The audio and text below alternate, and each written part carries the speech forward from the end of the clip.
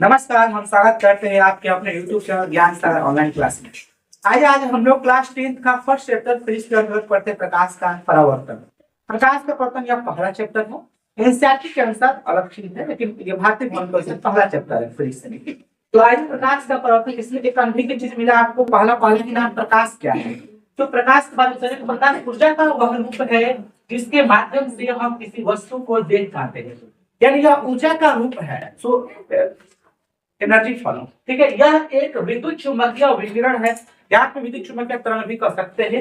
यह एक विद्युत चुम्बकीय तरंग विकिरण है। एक कहने से मतलब जाने की एक है, ठीक है। विद्युत चुम्बकीय विकिरण है जो तरंग और कण दोनों की तरह व्यवहार करता है। देखिए, न्यूटन के अनुसार प्रकाश कण की भांति व्यवहार करता है।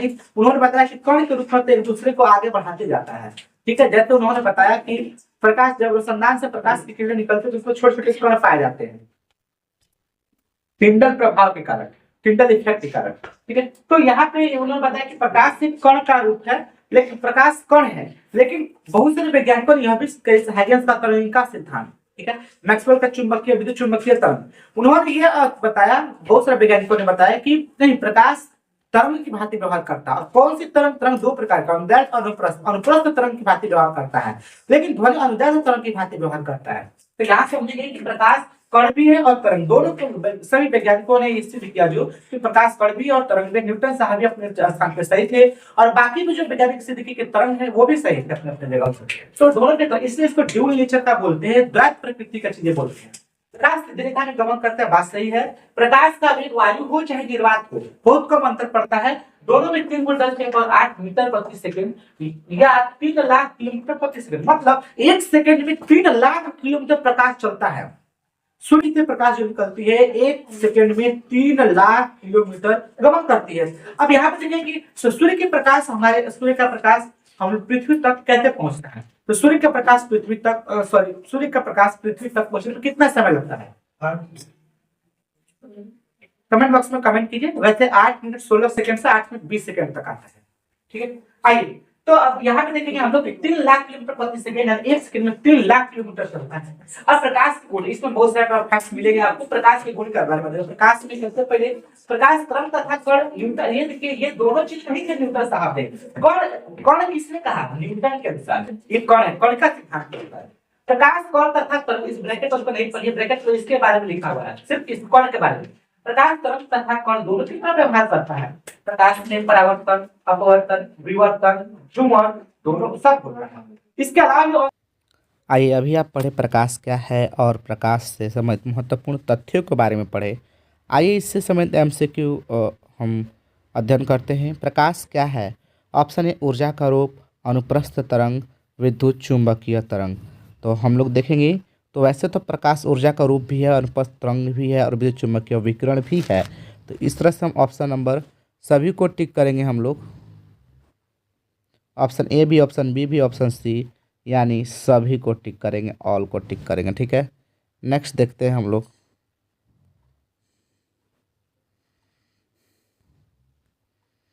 प्रकाश हमेशा गमन करता है। ऑप्शन ए सीधी रेखा में, टेढ़ी रेखा में, सी किसी भी दिशा में, इनमें से कोई नहीं। नहीं, ऑप्शन ए होगा, ऑप्शन ए होगा, ऑप्शन ए सीधी रेखा में गमन करती है। नेक्स्ट रेखा, सीधी रेखा में गमन करती है, सीधी रेखा में।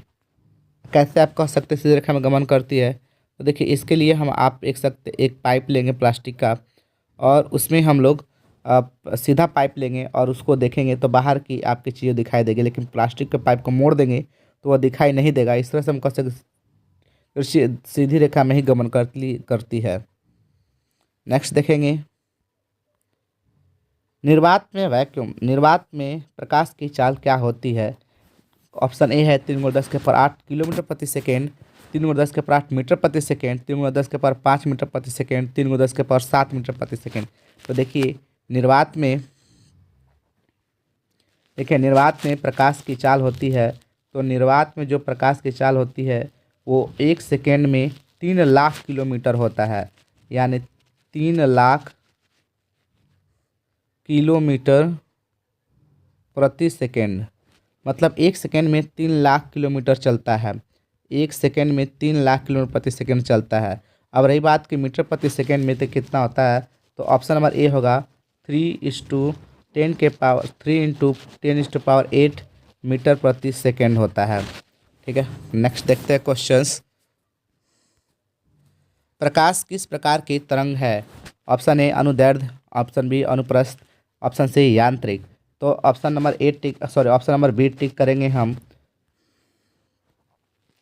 ऑप्शन नंबर बी टिक होगा कि अनुप्रस्थ तरंग है। देखिए, तरंग अगर सतह के सीधे लंबवत चले तो अनुप्रस्थ तरंग होगा, लेकिन यही चीज़ें ना ऐसे तिरछा तिरछी ना गर्त और श्रृंग होते चले तो अनुदैर्ध्य तरंग होगा, जिसे ध्वनि अनुदैर्ध्य तरंग है। रस्सी को आप कभी भी देखे होंगे तो पत्थर को जब हम तालाब में मारते हैं तो जो तरंग चलता है वो अनुदैर्ध्य तरंग होता है, जबकि यहाँ पे अनुदैर्ध्य तरंग ध्वनि तरंग में होता है, इसमें प्रकाश तरंग में नहीं होता है। नेक्स्ट देखते हैं क्वेश्चंस। प्रकाश वर्ष किसकी इकाई है? तो प्रकाश वर्ष ये दूरी की इकाई है। हाँ, प्रकाश वर्ष किसकी इकाई है? तो दूरी की इकाई है, डिस्टेंस की है।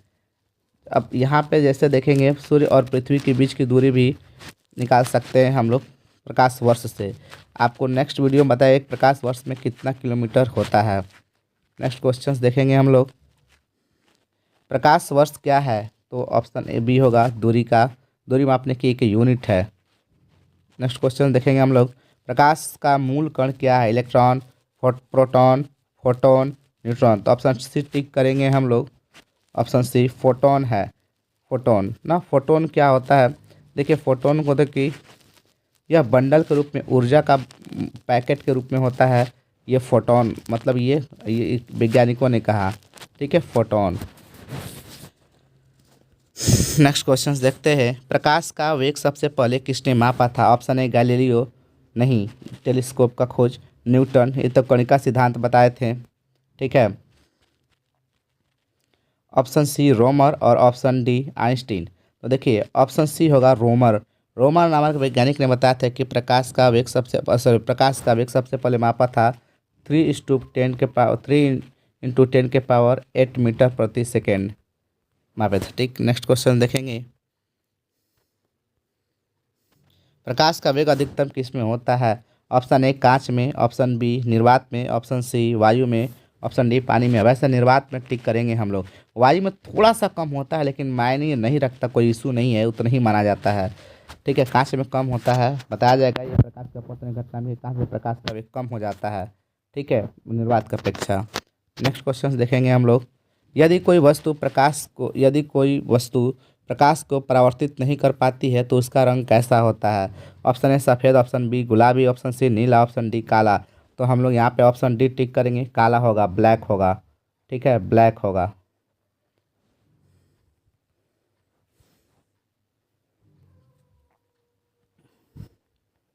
ब्लैक होगा। ठीक है, नेक्स्ट क्वेश्चन देखते हैं हम लोग। प्रकाश के सीधी रेखा में चलने की घटना क्या कहलाती है? ऑप्शन ए परावर्तन, ऑप्शन बी विवर्तन, ऑप्शन सी रुजुरेखीय संचरण और ऑप्शन डी अपवर्तन। देखिए, परावर्तन क्या होता है कि जब प्रकाश की किरणें किसी समतल सतह पर पड़ती है। ठीक है, जब प्रकाश की किरणें किसी समतल सतह पर पड़ती है तो जिस माध्यम से आती है और उसी माध्यम में वापस लौटकर चली जाती है, यह डॉटेड लाइन से अभिलंब है। जिस माध्यम में आती है और उसी माध्यम में वापस लौटकर चली जाती है, तो उस घटना को हम लोग प्रकाश का परावर्तन कहते हैं। प्रकाश के परावर्तन के कारण ही हम समतल दर्पण में चेहरे को देख पाते हैं, मतलब किसी भी दर्पण में, लेकिन समतल दर्पण यहाँ पे खासकर अच्छा उदाहरण है। तो समतल दर्पण में प्रकाश तो यहाँ पे जो होता है वो आयु बनता है, आपतन कोण ये होता है, परावर्तन कोण बनता है, आर से सूचित करते हैं। इसको आपतित किरण कहते हैं और इसको परावर्तित किरण कहते हैं। हाँ, तो प्रकाश सीधी रेखा में जब लौट जाती है तो इस घटना को क्या कहते हैं? तो प्रकाश जिस माध्यम में आए और उसी माध्यम में वापस चला जाए, तो इस घटना को प्रकाश का परावर्तन कहते हैं। ठीक है, अब विवर्तन क्या है? विवर्तन को ध्यान से देखने का प्रयास करेंगे।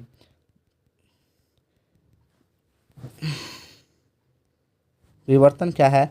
प्रकाश किसी अवरोधक के कोने पर मुड़ करके तिरछी मुड़ जाती है तो वह विवर्तन कहलाता है। यह अभी आप लोगों को नहीं पढ़ा, इंटरमीडिएट में पढ़ना है, और अपवर्तन जब प्रकाश की किरण एक माध्यम, जब प्रकाश की किरणें देखेंगे ध्यान से, जब प्रकाश की किरणें एक माध्यम से दूसरे माध्यम प्रवेश करती हैं। अब एक माध्यम से दूसरे माध्यम प्रवेश करने का मतलब कि प्रकाश की किरणें आ रही हैं, ठीक है। अब ये आने के बाद सीधी रेखा में न जा करके बल्कि सीधी रेखा में न जा करके बल्कि थोड़ा सा बेंड हो जाती है। जैसे ये है एयर और ये है वाटर। हाँ, तो इस घटना को हम लोग प्रकाश का परावर्तन कहते हैं। अब यहाँ पे भी नॉर्मल होता है, ठीक है, ये नॉर्मल होता है, ये नॉर्मल होता है अभिलंब। चलिए, तो प्रकाश के परावर्तन की घटना के बारे में अभी आप समझ गए। परावर्तन अपवर्तन घटना विवर्तन भी समझे। तो ऑप्शन सी क्या होगा कि सीधे रेखा में चलने की घटना को क्या कहते हैं, तो ऋजुरेखीय संचरण कहते, ओह सॉरी, तो उसे ऋजुरेखीय संचरण कहते हैं हम लोग ना। ऑप्शन सी होगा ऋजुरेखीय, ऑप्शन सी ऋजुरेखीय संचरण होगा। नेक्स्ट क्वेश्चन देखेंगे हम लोग। प्रकाश का कौन सा गुण यह दर्शाता है कि यह एक विद्युत चुम्बकीय तरंग है। ऑप्शन ए परावर्तन, ऑप्शन बी ध्रुवीकरण ध्रुवीकरण ऑप्शन सी व्यतिकरण, ऑप्शन डी अपवर्तन। तो परावर्तन क्या है हमने आपको बताया पिछले अभी क्वेश्चंस में। ध्रुवीकरण क्या है, देखिए पोलराइजेशन क्या आता है। देखिए अध्रुवित प्रकाश को ध्रुवित करने की प्रक्रिया को ना ध्रुवीकरण कहलाता है। तो ध्रुवीकरण इंटरमीडिएट का सिलेबस होता है। ध्रुवीकरण जैसे आप एक उदाहरण बता सकते हैं कि आप पोलराइज्ड ग्लास पहन करके 3D फिल्म को देखते हैं तो कोई बड़ा बड़ा चीज, छोटी फिगर ही होती है लेकिन बहुत बड़ा दिखाई देता है, ये ठीक है, वो पोलराइज्ड ग्लास। जैसे आप बस के ट्रक का जो शीशा आगे लगा रहता है वो पोलराइज्ड ग्लास होता है, जिसके कारण बाहर से कोई लाइट है तो चमकता नहीं है। तो आप, मुझे समझ में आ रहा है कि आप कुछ कुछ समझ रहे होंगे ध्रुवीकरण के बारे में। प्रकाश का कौन सा गुण यह दर्शाता है कि यह एक विद्युत चुम्बकीय तरंग है।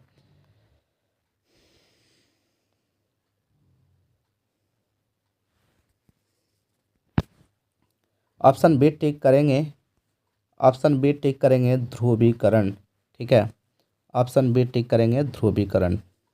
हाँ, चलिए नेक्स्ट देखते हैं क्वेश्चंस।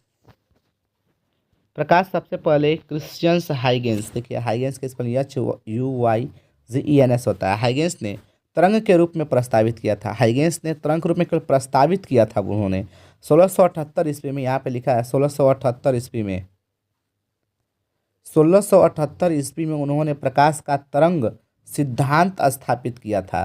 लेकिन कौन सा तरंग था इन्होंने नहीं बताया था, जिसके अनुसार प्रकाश तरंगों के रूप में फैलता है। उन्होंने हाइगेंस ने बताया था 1678 ईस्वी में और तरंग सिद्धांत का प्रतिपादन किया था कि प्रकाश तरंग के रूप में चलते रहता है, आगे बढ़ता है। जैसे आप कंकड़ मार रहे हैं तो देखते हैं, जब कंकड़ मारते हैं तो नदी का जल 20 सेंटर से जो कंकड़ मारे हैं वहाँ के बाद कंकड़ से धीरे धीरे आगे बढ़ता है पानी, वो बताए थे प्रकाश तरंग के रूप में। पोखरा में नहीं बताए थे वो, मतलब वैसे बहता है वो, आगे बढ़ता है प्रकाश, वैसे वो बताए थे हाइगेंस ने ना। कौन? हाइगेंस, हाइगेंस ने। हाइगेंस का स्पेलिंग यहाँ लिखा हुआ है, नहीं लिख पा रहे हैं हम, वहाँ पे स्पेस कम है। नेक्स्ट देखते हैं। प्रकाश के तरंग सिद्धांत को किसने प्रतिपादित किया था, तो sir Isaac Newton. Option A sir Isaac Newton, option B देखिए आइजैक, ऑप्शन बी है हाइगेंस, ये हाइगेंस लिखा है, ठीक है, हाइगेंस, ह्यूजेंस नहीं लिखा है। अल्बर्ट आइंस्टीन और थॉमस यंग, देखिए ध्यान से इसके बारे में देखते हैं, पहले ना अच्छे से अध्ययन करते हैं। देखिए ज्ञान ना अथाह होता है, समुद्र होता है, सागर होता है, ज्ञान सागर होता है, ठीक है। इसको आप जैसे कामधेनु का जितना दूध दुहेगा उतना ही दूध निकलेगा, जिस तरह से जितना आप इसको सर्च करके पढ़िएगा उतना और बेहतर मिलेगा इसमें। प्रकाश, अब ये मत कहिए कि सर ये सब तो बताया ही नहीं है अभी वीडियो में, तो आप ऐसे कैसे आप MCQ सीधे कराए, ठीक है। मैंने जितना आपको आवश्यकता था उतना बताया और इसके अलावा भी आपको समझा रहे हैं, तो आप समझने का प्रयास कीजिए, ठीक है। प्रकाश के तरंग सिद्धांत को किसने प्रतिपादित किया, सर आइजैक न्यूटन नहीं, आइजैक न्यूटन ने तो कणिका सिद्धांत दिया था। कणिका सिद्धांत कि प्रकाश कण के रूप में जाता है, तो प्रकाश कणिका सिद्धांत के रूप में दिए थे, ठीक है, क्रिश्चियंस, ठीक है। दूसरा क्या है, हाइगेंस, हाँ हाइगेंस ने बताया था कि तरंग सिद्धांत का प्रतिपादन किया था। ऑप्शन नंबर तो ये नहीं होगा, ठीक है। अल्बर्ट आइंस्टीन प्रकाश विद्युत प्रभाव की व्याख्या किए थे, ये हो नहीं सकता है। थॉमस यंग, हाँ इन्होंने भी डबल स्प्लिट ना, डबल स्प्लिट के द्वारा बताया था कि प्रकाश जो चलती है वो ऐसे, वो इंटरमीडिएट की चीज़ें हैं यहाँ पे, अगले क्लासेस में पढ़ेंगे आप लोग। तो डबल स्लिट से बताया था, डबल स्प्लिट से बताया था इन्होंने द्विछिद्र के द्वारा। तो ऑप्शन बी टिक करेंगे। नेक्स्ट क्वेश्चन देखेंगे, प्रकाश को तरंग के रूप में मुख्य रूप से 17वीं शताब्दी में डच भौतिक वैज्ञानिक हाइगेंस ने 1678 में प्रतिपादित किया था। उन्होंने बताया था कि प्रकाश तरंग के रूप में चलता है, हाइगेंस का सिद्धांत कहा जाता है। यह सिद्धांत प्रकाश के प्रवर्तन, अपवर्तन और व्यतिकरण विवर्तन की व्याख्या करता है। देखिए यह सिद्धांत प्रकाश, यहाँ पे क्वेश्चन बनता है कि प्रकाश का तरंग सिद्धांत जो हाइगेंस का तरंग सिद्धांत है वो किन किन सिद्धांतों तरंग सिद्धांत किन किन चीज़ों की व्याख्या करता है। गुणों का परावर्तन, अपवर्तन, व्यतिकरण, विवर्तन की व्याख्या करता है, लेकिन याद रखेंगे ध्रुवण की व्याख्या नहीं करता है।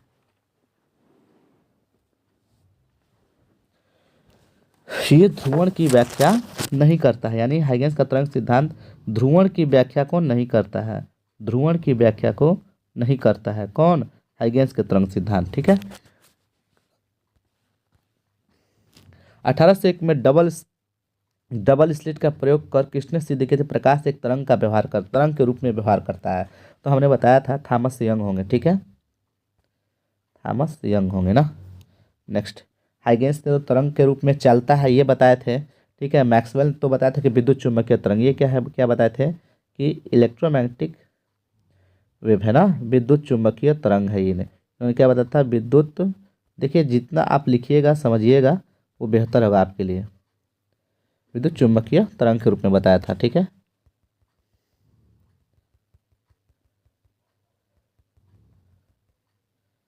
चलिए नेक्स्ट देखते हैं। प्रकाश एक अनुप्रस्थ तरंग के रूप में कार्य करता है, यह किसने बताया था? तो प्रकाश एक तरंग के रूप, अनुप्रस्थ तरंग के, देखिए ध्यान से, प्रकाश तरंग के रूप में फैलता है ये हाइगेंस बताए थे, लेकिन ये नहीं बताए थे कि प्रकाश अनुप्रस्थ तरंग के रूप में ही चलता है और कार्य करता है। अनुप्रस्थ तरंग क्या है? अनुप्रस्थ तरंग जब सतह के लंबवत चले तो अनुप्रस्थ तरंग है। ठीक है, तो रॉबर्ट हुक नहीं, रॉबर्ट हुक को तो सवाल ही नहीं, उन्होंने तो हुक्स लॉ दिया था, स्प्रिंग का हुक्स लॉ दिया था। ऑप्शन ए खत्म। मैक्सवेल, जरा समझते हैं मैक्सवेल को, रुकिए। क्रिश्चियन हाइगेंस, हाइगेंस ने हाइगेंस है। तो देखिए हाइगेंस से आपने ये बताया था कि तरंग के रूप में फैलता है, तरंग के रूप में फैलता। थॉमस यंग ने क्या डबल स्लिट से बताया था, डबल स्लिट से बताया था, इसमें से निकल करके प्रकाश ऐसे तरंगाग्र के रूप में चलता है। ठीक है, तरंगाग्र के रूप में, वेव फ्रंट के रूप में चलता है, इन्होंने बताया था। लेकिन यहाँ पर हमें मुद्दा वो नहीं है, हमारा को समझना यहाँ है ये कि प्रकाश अनुप्रस्थ तरंग के रूप में कार्य करता है, यह किसने बताया था? तो जेम्स मैक्सवेल ने बताया था। याद रखेंगे जेम्स मैक्सवेल बताए थे ना, मैक्सवेल बताए थे, जेम्स मैक्सवेल बताए थे, मैक्सवेल बताए थे। नेक्स्ट देखते हैं। अच्छा,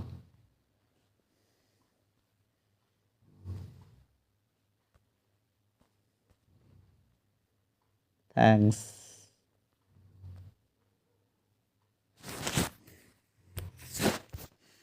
प्रकाश, प्रकाश के बारे में समझते हैं। प्रकाश में व्यतिकरण का गुण पाता है। व्यतिकरण क्या है और विवर्तन क्या है? विवर्तन, जब प्रकाश की किरणें सीधे रेखा में भ्रमण करती है तो ब्लेड रखने पर उसके कोने पर मुड़ जाती है, तो विवर्तन की घटना होती है। व्यतिकरण क्या है ये सब इंटरमीडिएट के क्लासेस में है, बट हम उनको बता रहे हैं कि साबुन की बुलबुला जो दिखाई देता है वो प्रकाश के व्यतिकरण के कारण दिखाई देता है। कहीं तीव्रता कम तो कहीं तीव्रता ज्यादा होती है, इस घटना को व्यतिकरण कहते हैं। प्रकाश में प्रकीर्णन का गुण पाया जाता है। प्रकाश में प्रकीर्णन गुण पाया जाता है, आकाश नीला दिखाई देता है। यहाँ पे प्रकाश, ये सब लिखना समझना है, इसके बारे में हम आपको बताएंगे। चलता रहिए। प्रकाश मतलब जिससे प्रकाश में, मतलब जिससे प्रकाश किरणें निकलती है। अब प्रकाश स्रोत कौन, किसी प्रकाश निकलती है, तो वो दो प्रकार की वस्तुएं होती है, जिसको दीप्त वस्तु और अदीप्त वस्तुएं बोलते हैं। दीप्त मतलब ल्यूमिनस ऑब्जेक्ट्स, दीप्त वस्तु वे वस्तुएं जो स्वयं प्रकाश उत्पन्न करती है, उसे हम लोग दीप्त वस्तु कहते हैं। और जैसे सूर्य में खुद का प्रकाश होता है, तारे टिमटिमाते हैं, तो ये तारों में छोटा अपना प्रकाश होता है। जलता हुआ बल्ब, बल्ब एक दीप्त वस्तु नहीं है, बल्कि बल्ब, जलता हुआ बल्ब एक दीप्त वस्तु है कि प्रकाश उत्पन्न करता है। मोमबत्ती दीप्त वस्तु नहीं है, बल्कि जलती हुई मोमबत्ती दीप्त वस्तु है। अदीप्त वस्तु नॉन ल्यूमिनस ऑब्जेक्ट्स, इसीलिए वे वस्तुएं जो स्वयं प्रकाश उत्पन्न नहीं करती है उसे नॉन ल्यूमिनस मतलब अप्रदीप्त वस्तु, इसको अदीप्तिमान वस्तु भी कहते हैं। ठीक है, वही चीज है, अस्पष्ट नहीं होती है।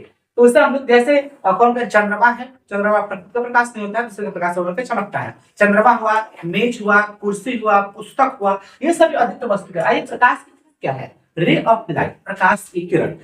तो प्रकाश सीधी रेखा में गमन करती है। इस प्रकाश सीधी रेखा में गमन करे वाले प्रकाश सीधी रेखा में गमन करती है। इन गमन करने में सीधी रेखा जो किरण होती है वही प्रकाश की है। यानी सीधी रेखा में गमन करने वाले किरणों को प्रकाश की किरण कहते हैं। सीधी रेखा में गमन करने वाले किरणों को प्रकाश की किरण कहते हैं। अब प्रकाश की किरण तीन रूप में पाए जाते हैं। एक बीम, बीम समझेंगे बीम। किरण पुंज यानी किरण पुंज किससे कहते हैं? प्रकाश की किरणों के समूह को किरण पुंज कहते हैं। अब मोमबत्ती से कोई प्रकार की जो प्रकाश निकलती है वो किरण पुंज ही है, क्योंकि उसमें बहुत सारा प्रकाश निकलती है। किरण पुंज के प्रकार अपसारी किरण पुंज, समांतर किरण पुंज और अभिसारी किरण पुंज। अभिसारी किरण पुंज किससे कहते हैं? Divergent beam. ऐसे प्रकाश की किरणें जिसमें एक बिंदु से प्रकाश निकल के चारों दिशा में फैल जाती है उसे अपसारी किरण पुंज कहते हैं। तो आप इस चित्र बताएं, देखिए ये बिंदु है, इससे प्रकाश किरण निकली है, चारों तरफ फैल गई। समांतर किरण पुंज ऐसे किरणों का ऐसा समूह जिसमें प्रकाश की किरणें समांतर एक दूसरे के समांतर चलती है उसे समांतर किरण पुंज कहते हैं। जैसे लेजर लाइट से निकली हुई प्रकाश की किरण समांतर किरण पुंज का उदाहरण है। अभी हम लोग देखते हैं अभिसारी किरण पुंज क्या है ना, कन्वर्जेंट बीम क्या है। किरणों का ऐसा समूह जिसमें प्रकाश की किरणें एक बिंदु पर आकर मिलती हैं। यानी कन्वर्जेंट का मतलब एक जगह आकर के मिलेगा। अभिसारी देखिए प्रकाश के अन्य स्रोतों से आकर के एक जगह मिलती है तो ये अभिसारी किरण पुंज कहलाती है। उससे अभिसारी किरण पुंज कहते हैं। यहाँ पे डायग्राम है, एरो उधर की ओर है, उस बिंदु की ओर है। आइए अभी किरणपुंज के बारे में अध्ययन किए। प्रकाश के किरणपुंज कितने प्रकार के होते हैं? Option A 2, option B 3, option C 4, option D 5। देखिए एमसीक्यू जो ये सभी क्वेश्चंस बताए जा रहे हैं आप अपने कॉपी पर लिख भी सकते हैं और नहीं भी लिख सकते। जो आ रहा है उसको लिखने की जरूरत नहीं, जो नहीं आ रहा है लग रहा है कि लिखना चाहिए तो आप उसे एमसीक्यू लिख सकते हैं, ठीक है। तो ऑप्शन सी होगा। कौन कौन? पहला है अभिसारी, अभिसारी, अभिसारी, ठीक है। दूसरा है अपसारी, अपसारी डाइवर्जेंट, अभिसारी कन्वर्जेंट, और तीसरा है समांतर, समांतर किरणें, ठीक है। नेक्स्ट देखते हैं। प्रकाश, जब प्रकाश किरणें एक बिंदु से निकलकर चारों तरफ फैल जाती हैं तो क्या कहते हैं? देखिए जब प्रकाश की किरणें ना, जब प्रकाश की किरणें, प्रकाश की किरणें यानी किरणों के समूह को किरणपुंज कहते हैं। ये तीन प्रकार से होता है। पहला होता है कि जब प्रकाश की किरणें एक बिंदु से निकल करके फैल जाती हैं, यहाँ से निकल करके ये विभिन्न प्रकाश की किरणें हैं, ये फैल रही हैं। जब निकल कर फैल जाती हैं तो इन चीज़ों को हम लोग इसको क्या कहते हैं? तो इसको बोलते हैं अपसारी किरणपुंज। इससे बोलते हैं अपसारी किरणपुंज, इसे बोलते हैं अपसारी।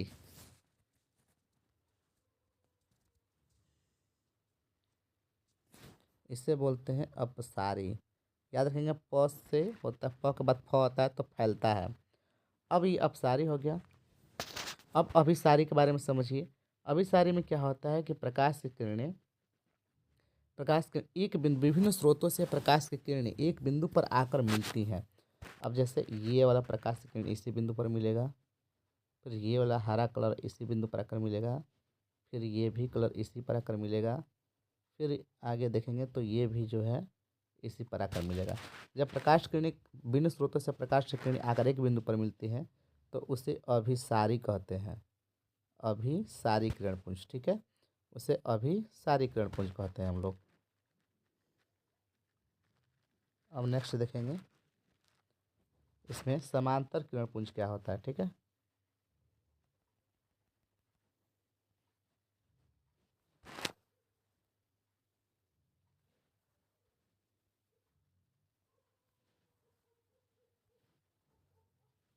समांतर किरणपुंज, समांतर किरणपुंज ना,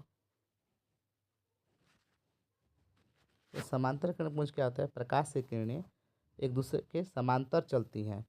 जब प्रकाश की किरणें दूसरे के समांतर चलती हैं तो समांतर किरणपुंज कहलाता है। ये चलेंगी, फिर ये देखिए विभिन्न प्रकाश की किरणें जो है, हम कलर से बना रहे हैं आपको बस इंटरेस्टेड करने के लिए, बाकी ऐसा कुछ नहीं है। जब प्रकाश की किरणें समांतर चलती हैं तो समांतर किरणपुंज कहलाता है। अब ये किस में चलती हैं? ये चलती है लेजर लाइट में, एकदम समांतर। सर्च लाइट में भी, सर्च लाइट या लेजर लाइट अब क्वेश्चन आएगा, तो लेजर लाइट में समांतर किरण पुंज चलती है ताकि वो बहुत दूर तक चलती है तो खोज लेते हैं उसको हम कोई भी चीज़ को। तो जब प्रकाश की किरणें एक बिंदु से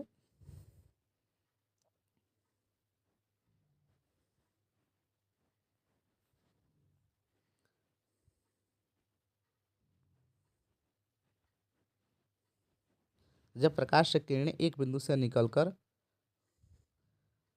चारों तरफ फैल जाती हैं तो उसे क्या कहते हैं? तो जब फैलेंगी तो अपसारी, प से प के बाद फ आता है, तो अपसारी किरण पुंज कहते हैं, यानी डाइवर्जेंट बीम कहते हैं। ऑप्शन नंबर सी सही होगा। नेक्स्ट क्वेश्चन देखते हैं हम लोग। जब प्रकाश की किरणें एक बिंदु से निकलकर चारों तरफ फैल जाती हैं तो वही अपसारी कहते हैं। रिपीटेड क्वेश्चन है। नेक्स्ट क्वेश्चन देखेंगे हम लोग। जब सूर्य से आने वाली प्रकाश किरण पुंज कैसा होता है? अपसारी, समांतर, अभिसारी। देखिए मैंने इसको उत्तर सहित आपको लगाया है क्योंकि बिलीव नहीं होगा इस चीज़ को। सूर्य से आने वाले प्रकाश के बीम कैसा होता है? तो लोगों को ये लगता है कि सूर्य यहाँ पर पिंड है, सन है, और हमारा यहाँ पे पृथ्वी है, और यहाँ से किरण ऐसे ऐसे ऐसे ऐसे आ रहा है। ऐसा आप लोग को भी लग रहा होगा। तो ये एक स्रोत हो गया, और ऐसे जब आ रहा है तो सर जी ये फैल रहा है तो आप सारी कह देंगे, जो कि ये गलत है। ठीक है, सूर्य से प्रकाश की किरणें ऐसे नहीं आती हैं। सूर्य से प्रकाश की किरणें ऐसे नहीं आती हैं, बल्कि सूर्य से प्रकाश की किरणें समांतर आती हैं। मतलब ये सन, ठीक है, सन, और ये पृथ्वी जो है बड़ा छोटा कोई मायने नहीं रखता है, मतलब यहाँ मायने नहीं रखता है, आप समझने के लिए हमने बताया है। ये समांतर किरण पुंज आती है, समांतर। तो इसमें ऑप्शन होगा बी, समांतर किरण पुंज। नेक्स्ट क्वेश्चन देखते हैं। जब प्रकाश किरणें भिन्न भिन्न दिशाओं से आकर एक बिंदु पर मिलती हैं तो क्या होता है? भिन्न भिन्न दिशाओं से, यानी इस पर भिन्न भिन्न दिशाओं से आकर मिलेंगी तो उसे अब अभिसारी कहते हैं। अभिसारी कहते हैं ना, उसे अभिसारी कहते हैं। तो ऑप्शन टिक करेंगे सी। नेक्स्ट क्वेश्चन देखेंगे। टार्च या लेजर लाइट। देखिए लेजर लाइट को पकड़ने का काम करेंगे। आप टॉर्च को कहेंगे तो सर जी की जो नॉर्मल टॉर्च होता है 3 सेल वाला, 4 सेल वाला, तो वो तो भी बनाता है। हाँ, बल्ब के पास कम रहता है, बल्ब के दूर जाएगा तो वो भी एक शंक्वाकार आकार में जाता है, लेकिन वहाँ नहीं जाना है। यहाँ पे लिखा है लेजर लाइट, ठीक है। तो लेजर लाइट के बारे में हम, लेजर लाइट से जो प्रकाश से किरणें निकलती हैं, और जो लेजर लाइट से जो प्रकाश से किरणें निकलती हैं, जो लेजर लाइट से प्रकाश से किरणें निकलती हैं वो समांतर किरण पुंज निकलती है, समांतर किरण पुंज निकलती है, ठीक है। तो ऑप्शन नंबर हम लोग सी टिक करेंगे। नेक्स्ट क्वेश्चंस देखेंगे हम लोग। जब प्रकाश की किरण पुंज यानी बीम ऑफ लाइट का अध्ययन भौतिकी की किस शाखा के अंतर्गत आता है? तो देखिए अब प्रकाश हम लोग 2 भागों में करके पढ़ते हैं। एक होता है रे ऑप्टिक्स, एक होता है रे ऑप्टिक्स, रे ऑप्टिक्स, ठीक है, और एक होता है वेव ऑप्टिक्स, वेव ऑप्टिक्स। यानी यहाँ पर हम ऑप्टिक्स को, प्रकाश को तरंग के रूप में पढ़ते हैं, ठीक है। तो यहाँ पे आप टिक कर लेंगे अपने अनुसार, रे ऑप्टिक्स टिक करेंगे। प्रकाश के किरणों के समूह को क्या कहते हैं? तो सिंपल सी बात है, किरणपुंज कहते हैं, किरणपुंज कहते हैं। नेक्स्ट क्वेश्चन देखेंगे हम लोग। अच्छा, इसमें देखिए प्रदीप्त वस्तु भी आया है। प्रदीप्त वस्तु और अदीप्त वस्तु। प्रदीप्त वस्तु क्या है? जिसमें स्वयं का प्रकाश हो। दीप्त वस्तु जिसमें स्वयं का प्रकाश हो, अदीप्त जिसमें स्वयं का प्रकाश ना हो।